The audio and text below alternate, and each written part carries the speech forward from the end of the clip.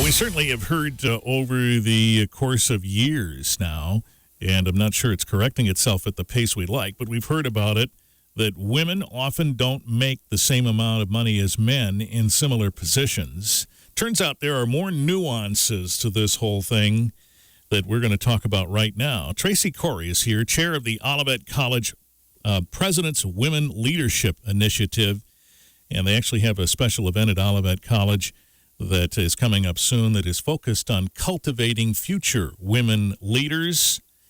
And Traci happens to be the wife of the president at Olivet College, and she joins us this morning. Good morning. Good morning. Thanks for having me. Well, thanks for being here today. We appreciate learning more about this. So the president of Olivet College decided that this issue is significant enough that someone needed to head up a study and some specific initiatives to try and figure out what's happening here. Is that fair to say? Well, I think it's more about it's steeped in our rich history too. Yeah. The fact that Olivet College was founded on the premise of inclusivity, who we include, not by who we exclude. The fact that our first 3 graduates were women back in 1863, and it's always been about that rich history and empowering and inspiring young women. It doesn't matter your race, your gender, your socioeconomic status.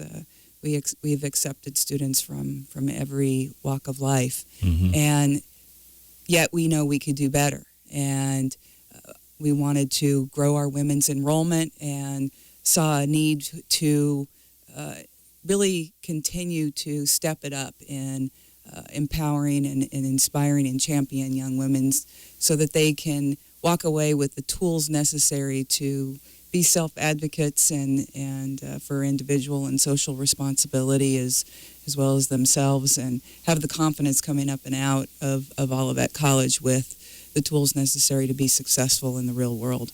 It's interesting that certainly since the 1860s, more women are graduating and are budding professionals. However, I think your point is we're still not seeing them rise to certain positions as quickly as men do. Correct. I think the numbers are that women make up 51% of the workforce, and yet we have only 10% of the highest earners and 5% of the CEOs in this country, despite the fact that of all the highest earning Fortune 500 companies have more women representatives on their boards. They have higher. It's been proven that they have higher earnings, and we're not saying that there needs to be a quota of women to men, but I think that there's work to be done, and we know that we can make an impact in these young women's lives to help prepare them and give them what they need to have an opportunity for that success. Well, if you just let those numbers sink in for a second, you can say to yourself logically, something doesn't add up here. Let's hear that again. 51% of the U.S. population is women, and they hold 52% of all professional level jobs. Right. But lag substantially behind men in leadership positions. Women are only 25% of executive and senior level officials and managers, hold only 19% of board seats, and as you pointed out, about 5% are CEOs. So I had to repeat that because we want to hear that again. Yeah. If you just look at that, boy, that seesaw is way tilted. Yes. And then when you include in that women that are of color, their challenges are even greater. And we're going to come back in a minute and try and understand why that is, and also tell you a little bit about this special event at Olivet that is going to try to turn the tables on that a little bit, at least try to begin to plant those seeds, coming up in just a little bit. 95.3 WBCK. Traci Corey is here from Olivet College.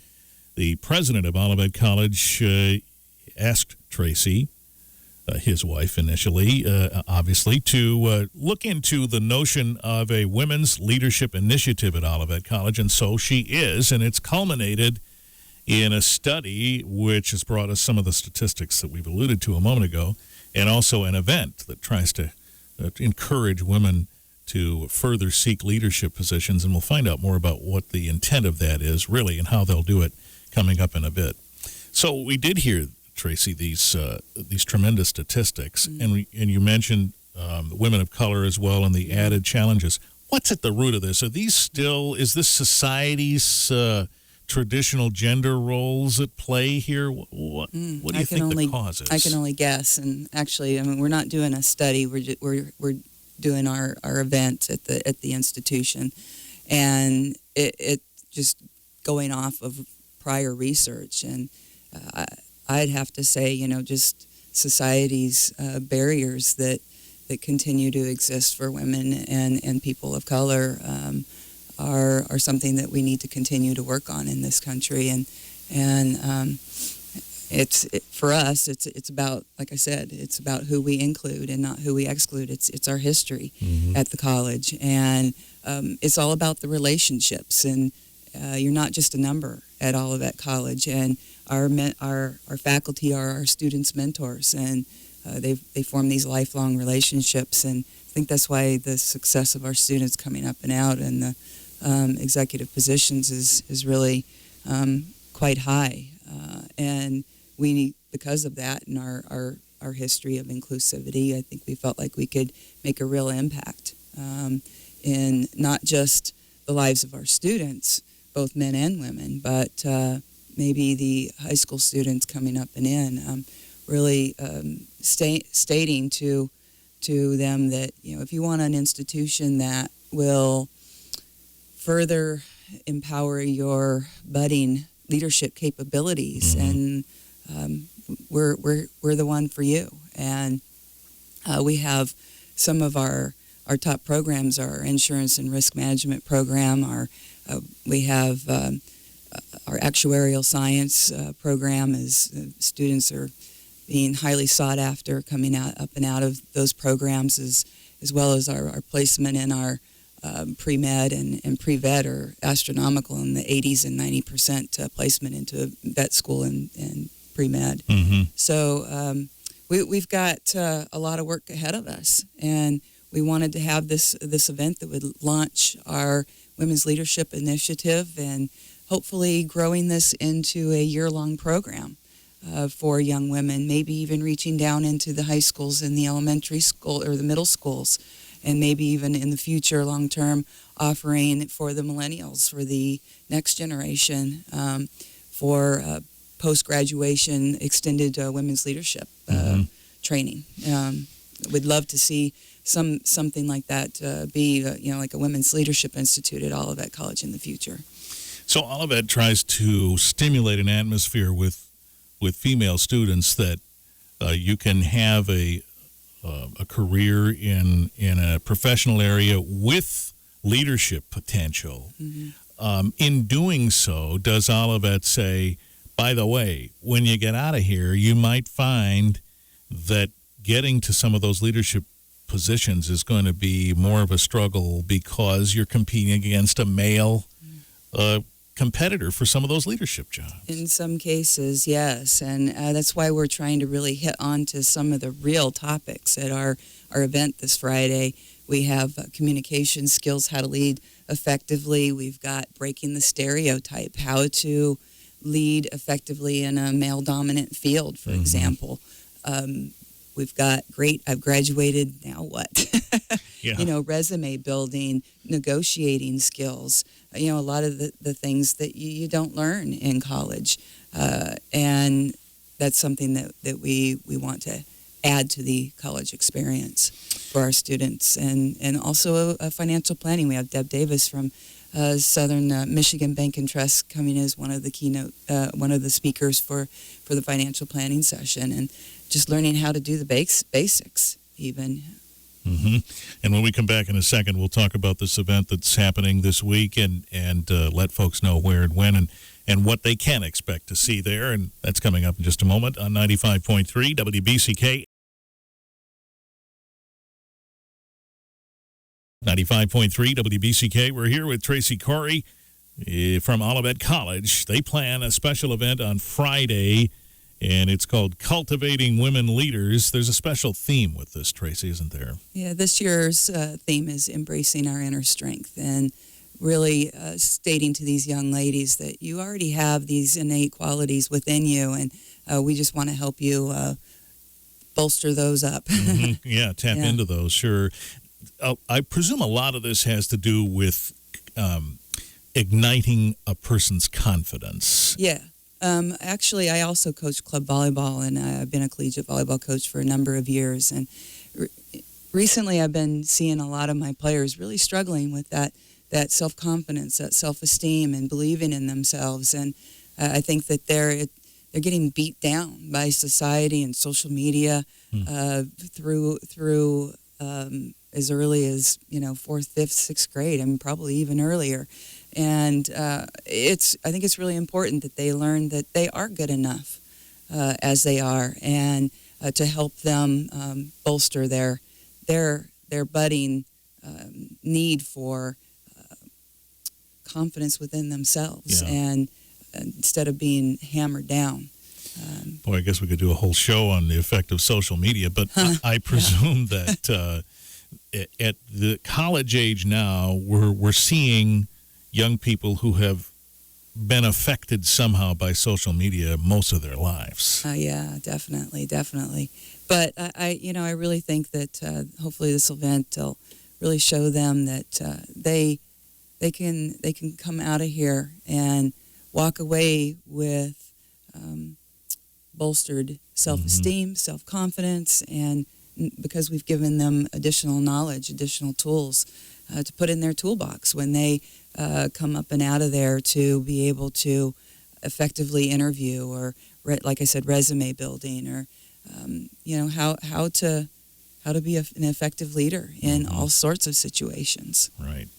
So there are a number of speakers that will be part of this event on Friday, and they're from either their names are recognizable or the companies they represent are recognizable. Yes, definitely. And I can't thank M3 Group enough with Tiffany Dowling and the Capital Area Women's Magazine. They've just been fabulous in helping us with our as a marketing and media sponsor. And Tiffany is actually one of our speakers. We've got Judge Hood, the Honorable Denise Judge Hood, as our is on our board of trustees, as well as one of our keynotes or one of our speakers. And then we have, we have Aseneth Andrews, who was the retiring principal founder of Catherine Fergus Academy, an all-girls school in the Detroit area. We've got Yvonne Kamal Kanul, who is on our Women's Leadership Initiative Advisory Council. We've brought together some of the most amazing women from across the state and premier leaders within their own right, as kind of are giving us recommendations on how we can move this initiative forward in a meaningful, thoughtful way that will really make a difference. And they've really gotten behind it. Sherry Jones from Channel 6 News up in Anchor, up in Lansing. We've got Paula Cunningham with AARP Michigan. We've got Margaret Diamond with Crichton. We've got Kay Cosin from locally from here from Grace Enderly, Hudgens and Borsos as an attorney and shareholder on the committee or on the council. And we have many Athena International Award recipients and Kelly Rossman McKinney. And I could go on and on. Well, these are all examples of women who have done what we have just illustrated is not always being done. They have ascended in their professionalism to positions of stature in their respective professions. Correct. And giving these young ladies, seeing them up on stage and presenting and giving them the ideas that they need, and being champions for these young ladies and being mentors to them. And it's a networking opportunity for them, and they can look up there and say, wow, if she can do it, so can I. So folks can attend this on Friday, can they not? If they're listening now, they're able to get in? They can register still. It's actually, registration is closed, but we do have 20 slots available still left that we could pull some folks in. They'd need to email me at cwl@olivetcollege.edu. cwl@olivetcollege.edu. And if you're listening to this today, you get a special opportunity to register. What's the cost, Traci? It's $50 for the general public. We've made it free to our students and prospective students. Okay. In fact, we have over 120 prospective students coming from around the state, including 19 from out of state, from coming all the way from Illinois, Indiana, and Ohio to come to this event. Terrific. Well, congratulations for an inaugural year. That sounds like there's been an overwhelming response. Mm-hmm. Cultivating Women Leaders is set for this Friday, March 3rd at Olivet College, a day-long event with the theme Embracing Our Inner Strength, trying to set right some of these statistics that show that women just are not ascending to positions of management and leadership as well as perhaps they should be. CWI@olivetcollege.edu. Did I say that right? CWL. CWL. I could read my own writing. Yeah, that'd be right. good. CWL@olivetcollege.edu, and that will get you an email to the right folks to try and register.